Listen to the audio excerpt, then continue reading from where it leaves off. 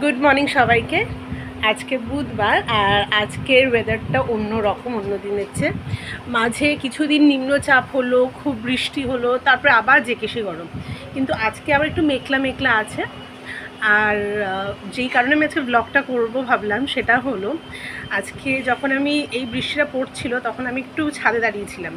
খুব অল্প মানে গুড়ি গুড়ি বৃষ্টি পড়ছে, কিন্তু তার সাথে সাথে চারিপাশ দিয়ে একটা খুব সুন্দর গন্ধ আমার নাকে আসছে।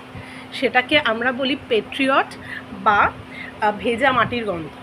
আর এই ভেজা মাটির গন্ধ আমি আগের একটা ব্লগেও বলেছিলাম আমার খুব পছন্দের। পারফিউমের মধ্যেও এই গন্ধটা আমার খুব ভালো লাগে, কারণ এই গন্ধটার রেলিভেন্স হলো এই গন্ধটা আমাকে মনে করিয়ে দেয় যে শরৎকাল এসে গেছে। আর এই সময় যারা একটু যারা একটু গ্রামের দিকে যেতে পারে তারা জানে যে এই সময় আস্তে আস্তে কাশফুলগুলো ফুটছে। তো এটা আমার one of the favourite season বলা যায়। দ্য উইন্টার আমার সবথেকে প্রিয়, স্প্রিং খুব পছন্দের।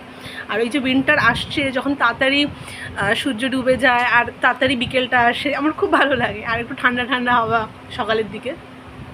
আর এমনিও শীতকালটা আমি প্রচণ্ড মজা করি।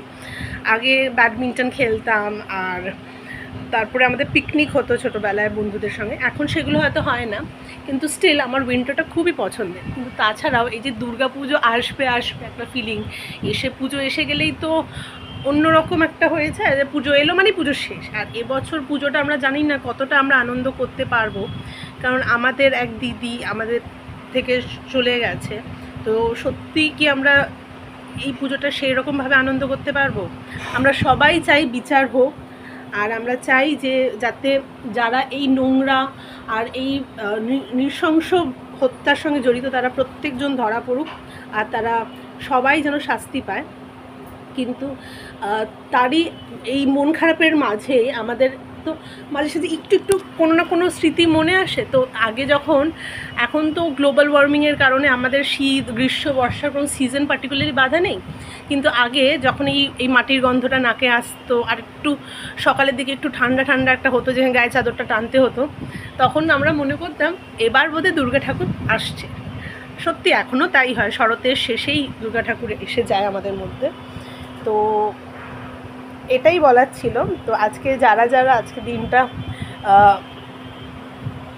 উপভোগ করবে, যদি তাদের ওখানেও দেখো বৃষ্টি, আজকে কেন না আগামী যেই দিনগুলোতেই এখন দেখবে, যদি একটু মাইনরলি দেখো, অক্টোবর মাস আসার আগের থেকে যে বৃষ্টিটা হয়, আর তখন একটা অদ্ভুত গন্ধ পাওয়া যায়।